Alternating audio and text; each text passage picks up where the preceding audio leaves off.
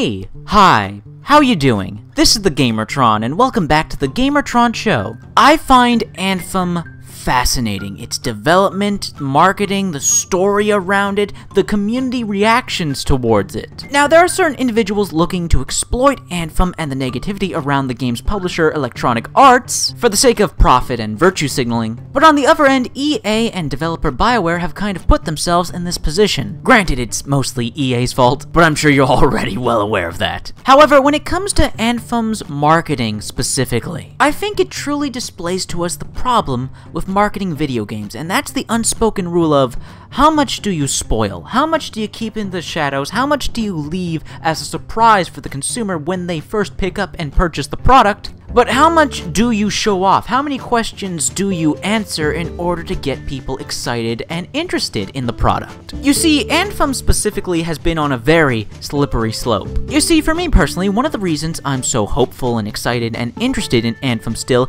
is the mystery behind it. The joy and unique experience of playing a video game for the first time and discovering everything for yourself for the first time. Learning and becoming immersed in the game's story, world, and mechanics. But I have to relent and concur with the masses online that Anthem is simply not showing enough, especially within the context of this being an EA-published game. EA may be completely incompetent, but they have to be self-aware enough to know that everyone online is uber skeptical of them. They don't have enough goodwill from consumers to keep things in the shadows, leave things as a surprise. So that brings up the question, that brings up the issue of how much do you spoil of your video game in the marketing to get people to buy it, to be interested in it. Yeah, I want to be well informed of the game. I want to know what I'm getting into. But if you give everything away in the trailers and the gameplay demos, that can be killer for incentive to play the game yourself. To provide a couple personal examples, if I'm being honest, recently the Dark Souls-inspired third-person hack-and-slash game Code Vein had a trailer for the release date of the game, which has been delayed, by the way, till 2019. And in the release date trailer, they basically spoiled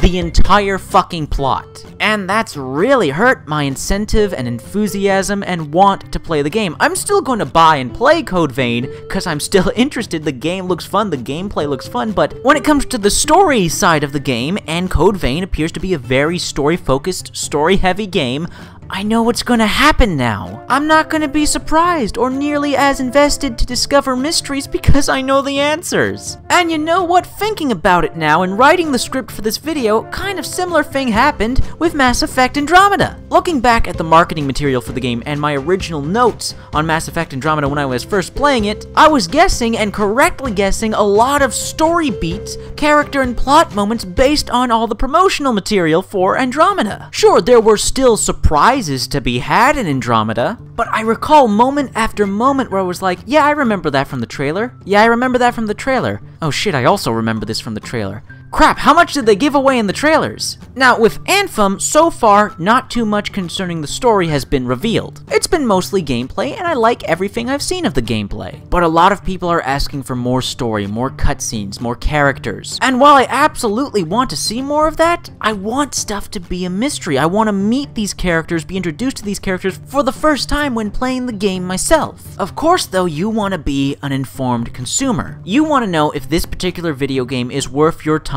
and you value what the game is offering. And that brings up the whole other topic and can of worms of reviews. How much do you spoil in the reviews? You want to inform consumers, but if it's a good game, you want people to play it for themselves and experience it for themselves, have those genuine moments of awe when you see and experience stuff for the first time. Because I cannot understate this enough, the power and euphoria of experiencing a video game that you enjoy, that you like for the first time. Untainted, unspoiled. I think two video games that handled their marketing perfectly was Doom and Titanfall 2. They showed just enough to get you interested but kept enough hidden that when you play the games for yourself for the first time, oh man, I cannot describe how much joy, how much happiness, how much fun I had playing Doom and Titanfall 2 for the first time. Seeing the set pieces, experiencing the different combat scenarios and environments, all the stuff that wasn't shown in the trailer, seeing all that for the first time, creating my own unique individual experience with the game, oh man.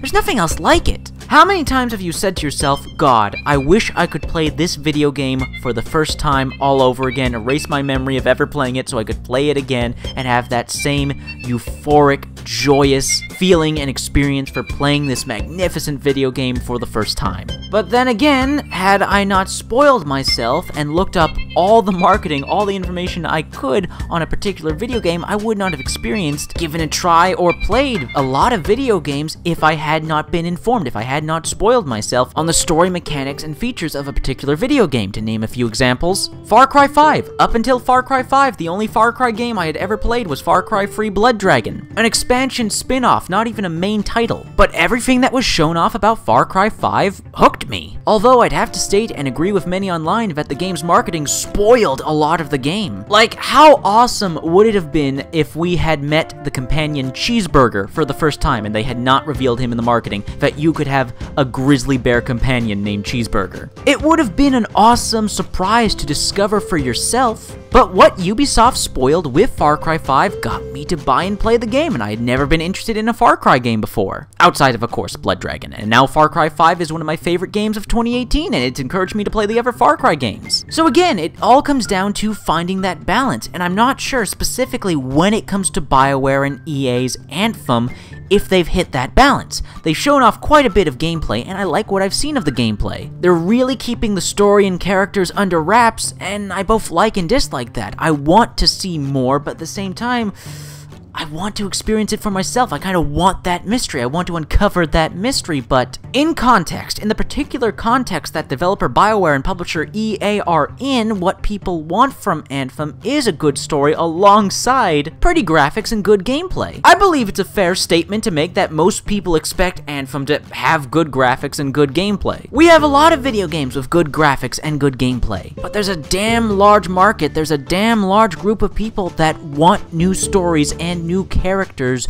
well-written new stories and new characters to become attached to. And that's what the BioWare brand is mostly known for. So again, it's a very peculiar, very fascinating case that Anthem is in when it comes to its marketing. Should they, for the sake of goodwill, spoil as much as possible to get people to care and have faith in Anthem? Or do they keep doing what they're doing now and keeping a lot of stuff hidden, doing a lot of telling but no showing, to give consumers that sense of discovery? Now, I can only speak for myself, but one of the reasons I love playing video games is that sense of discovery, playing a brand new game and discovering everything it has to offer, seeing all it has to offer for the first time. I honestly believe for there to be value in that. Ah, man, what a brain teaser, what a riddle. How much is too much, how much is too little, and in the context of the particular video game and the people behind it? I mean, we've seen the horror stories of video games that showed too little and people ended up buying games that they were disappointed in because the marketing led them to believe it was something else. And then there's the tragic tales of games that spoiled too much and soured the experience because you knew what was gonna happen. The only video games that can get away with spoiling everything is PvE, PvP, multiplayer, co-op focused games that don't have a narrative driving it. Games that are gameplay focused, games that are driven by their gameplay. Those games you want to show off as much as possible to get people hooked, like, oh yeah, that looks fun, that map looks cool, that gun looks awesome. But when you have video games that are story-focused, have heavy story elements, have a narrative running through it. Hell, there's even particular single-player games where you don't want to spoil the gameplay, like Doom and Titanfall. You don't want to spoil all the weapons and levels and enemies. You want the player to see that for themselves, to go, ooh, oh, cool, something new.